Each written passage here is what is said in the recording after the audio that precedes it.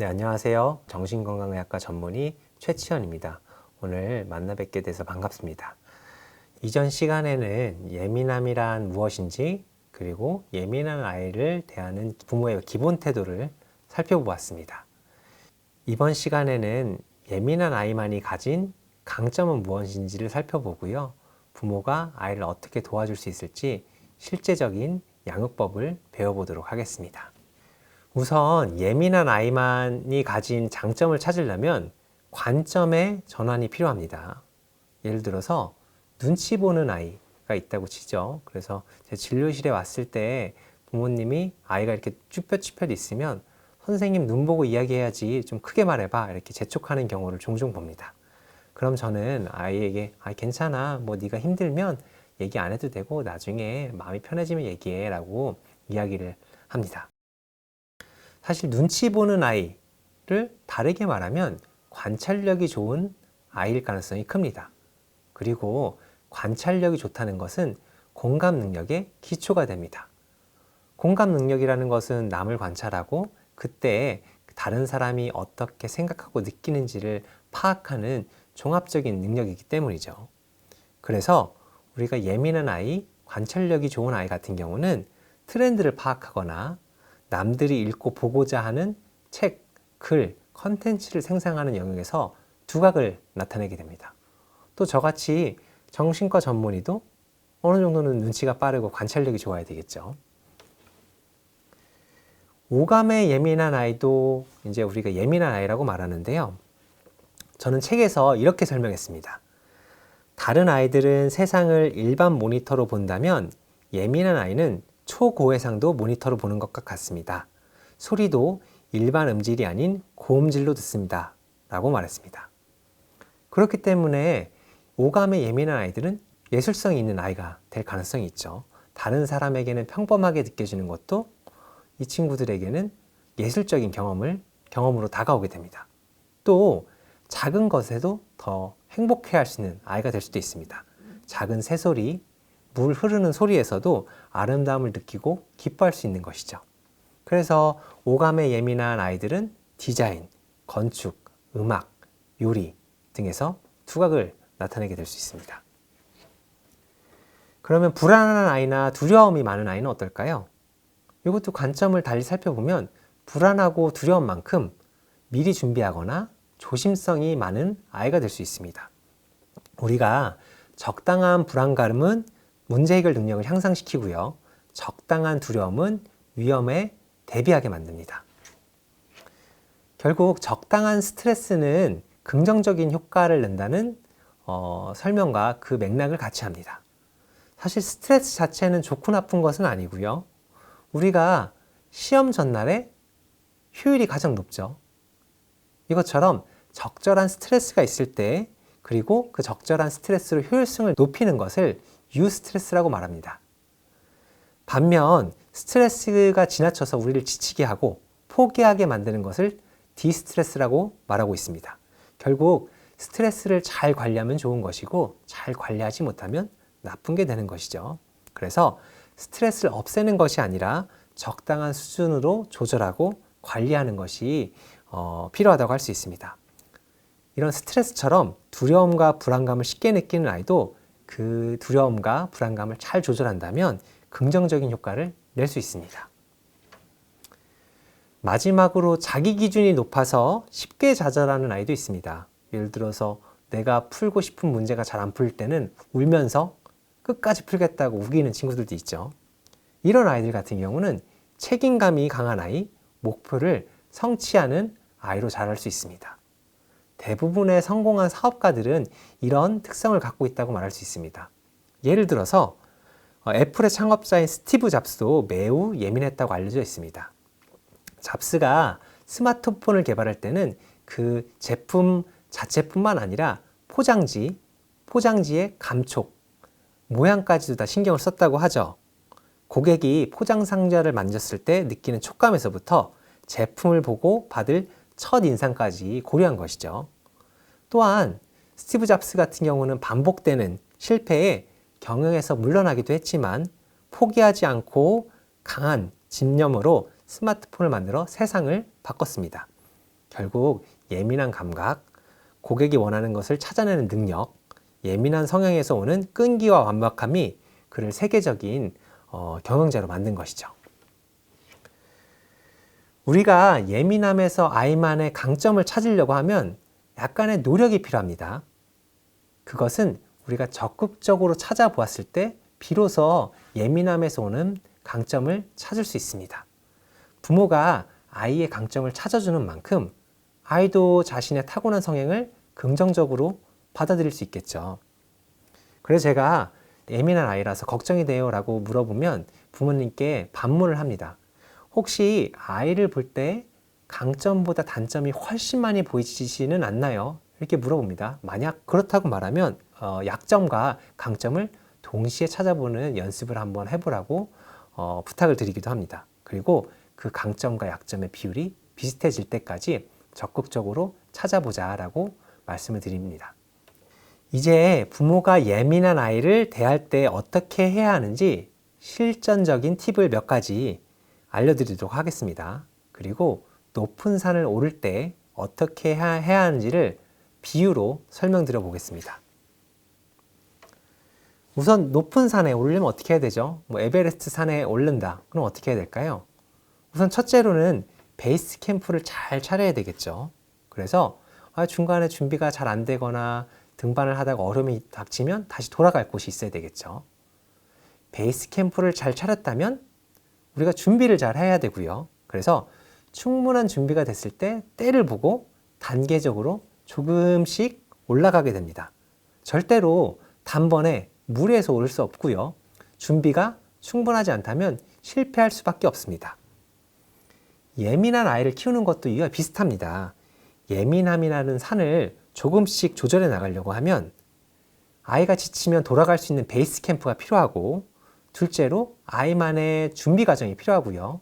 세 번째로는 단계적으로 조금씩 나아가는 계획이 필요합니다. 우선 첫 번째로 베이스 캠프를 알아볼까요? 이제 저는 안정감이 최우선이다 라고 설명을 했습니다. 예민함을 다루려면 끊임없이 도전을 해야 되죠. 근데 끊임없이 도전하려고 하면 아이가 안정감을 느낄 때 비로소 가능합니다.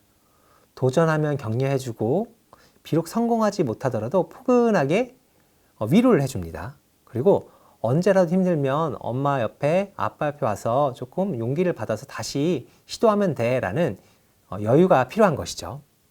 그래서 심리적 베이스 캠프 역할을 부모가 해줄 필요가 있습니다. 많은 예민한 아이들도 부모께서 무조건 참아, 왜 그것도 못해 라는 말을 하는데, 이런 말을 우리가 지양할 필요가 있습니다. 무조건 참아라는 말에는 너만 못한다는 부정적인 뉘앙스가 들어있고요. 왜 그것도 못해라는 말을 계속 들은 아이는 용기를 내지 못하고 포기하게 될 것입니다. 그럼 격려와 안정감을 주는 방법은 무엇이 있을까요? 이때는 판단보다 공감을 해주라고 말합니다. 너는 힘들 수 있겠구나. 너무 힘들면 조금 쉬어도 되고 나중에 용기가 생기면 다시 한번 시도해 볼까? 라는 접근법이 필요하다고 할 수 있습니다. 이제 베이스 캠프를 준비했다고 하면 이제 준비 과정이 필요합니다.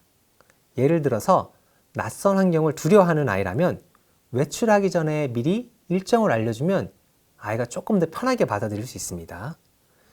변화에 대한 저항감을 줄일 수 있는 거죠.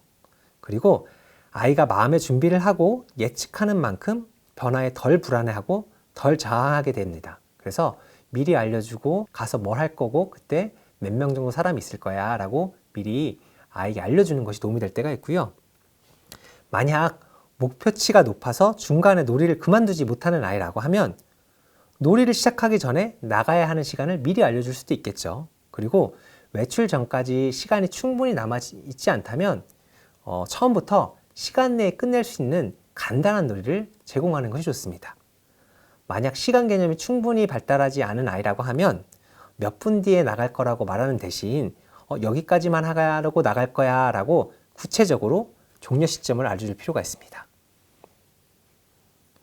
그리고 약간의 준비 과정에서 연습이 필요할 수도 있겠죠. 만약 친구 무리에 끼는 걸 어려워하는 아이라면 어떻게 할 수 있을까요? 우선 모임의 대략적인 구성 인원, 참석 인원수, 머물러야 하는 시간을 알려줄 필요가 있고요. 모임에 참석했을 때 아이가 할 수 있는 구체적인 행동 목표를 정해보는 것도 도움이 됩니다.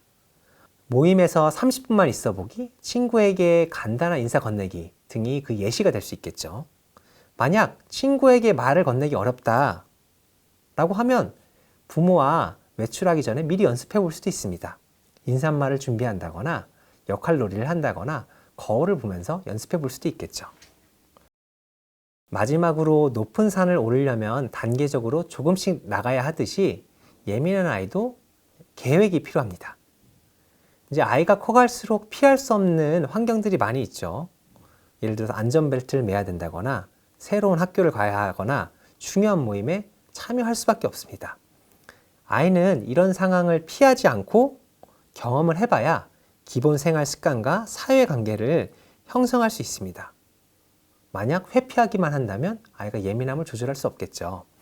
그러면 피할 수 없는 상황을 어떻게 아이가 견딜 수 있는 상황으로 만드느냐가 중요할 것 같습니다. 그 방법으로 첫 번째는 자극의 양과 정도를 조절하는 방법이 있습니다. 예를 들어서 소리에 민감해 차 타기 어려워하는 아이 같은 경우는 귀에 이어폰을 끼워줄 수도 있고요. 헤드폰을 씌워줄 수도 있습니다. 만약 촉감에 예민하다, 진동에 예민하다 그러면 부드러운 쿠션을 놓을 수도 있겠죠. 만약 어두움을 무서워하는 아이라면 어떻게 할 수 있을까요? 조그만 조명을 준다거나 조금 안심을 줄 수 있는 인형 같은 걸 옆에 둘 수도 있고요. 사람 많은 곳에서 긴장하는 아이에게는 중간중간 잠시 바람을 세게 해오는 어떤 그 여유 시간을 줌으로써 자극의 양과 정도를 조절할 수 있습니다. 절대로 무조건 참어라는 방식이 돼서는 안 되는 것이죠. 아이가 서서히 적응할 수 있는 환경을 만드는 또 다른 방법으로는 단계적 노출법이라는 게 있습니다. 예를 들어 특정 동물을 무서워할 때 그러면 특정 동물 인형을 갖고 놀게 한다든지 사진이나 동영상을 보여주게 한 다음에 그 다음에 실제 동물을 마주치게 하는 방법이 있을 것 같고요. 먹기 힘들어하는 음식이 있을 때는 음식을 잘게 쪼개거나 갈아서 먹이고 점점 그 크기를 늘리는 방식도 같은 원리라고 이해하시면 될 것 같습니다. 결국 아이가 견딜 수 있을 만큼 적당히 어려운 자극을 아이에게 제공하는 것이 중요합니다. 한 가지 또 다른 예를 들어볼까요? 다른 사람의 시선에 불편해하는 아이라면 어떻게 할 수 있을까요? 처음에는 사람이 적은 모임에 가게 한다거나 친한 친구를 한두 명 집에 불러서 먼저 아이와 함께 있는 친구들과 함께 있는 즐거움을 느끼게 하는 게 우선일 것 같습니다. 그리고 점차 그 참여 인원수와 활동 범위를 늘려보는 방법이 있겠죠. 결국 적당히 어려운 과제를 수행함으로써 아이가 실패가 아닌 성공의 경험을 쌓아가면서 아이는 점점 용기를 낼 수 있게 됩니다. 우리 영화 기생충을 보면 너는 다 계획이 있구나라는 말이 있죠. 예민한 아이에게 어떤 낯선 환경, 두려운 환경을 적응시키려고 하면 부모에게도 계획이 필요하다는 사실을 꼭 기억하시길 바랍니다. 결론을 말씀드리겠습니다. 함께 해보자는 격려와 힘들면 쉬어도 좋다는 위로와 안정감의 적절한 조화가 필요합니다. 언제나 힘들면 돌아올 곳이 있다는 심리적 안정감을 제공하는 것이 중요하다고 말씀드렸고요. 충분한 위로를 받아야 아이는 다시 용기를 내고 도전할 수 있습니다. 계획적으로 단계를 밟아 나아갈 수 있도록 미리 연습하고 준비하는 것도 필요하다고 말씀드렸습니다. 그 방법으로는 자극의 양과 정도를 조절하는 방법이 있었고요. 두 번째로는 단계적으로 노출하는 방법이 있었습니다. 핵심은 적당히 어려운 정도여서 아이가 스스로 할 수 있다는 유능감을 느끼게 해주는 것이라고 이해하시면 됩니다. 처음부터 부모로 태어난 사람은 아무도 없죠. 그리고 부모로 살아가는 일은 낯설고 겁이 나는 일일 수 있습니다. 좋은 부모가 되겠다는 다짐을 매일매일 하지만 많이 지치고 힘든 경험을 수없이 하실 수도 있습니다. 하지만 너무 걱정은 하지 않으셨으면 좋겠습니다.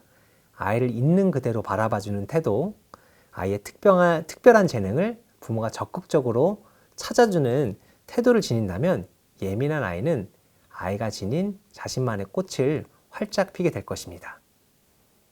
지금까지 경청해 주셔서 감사합니다.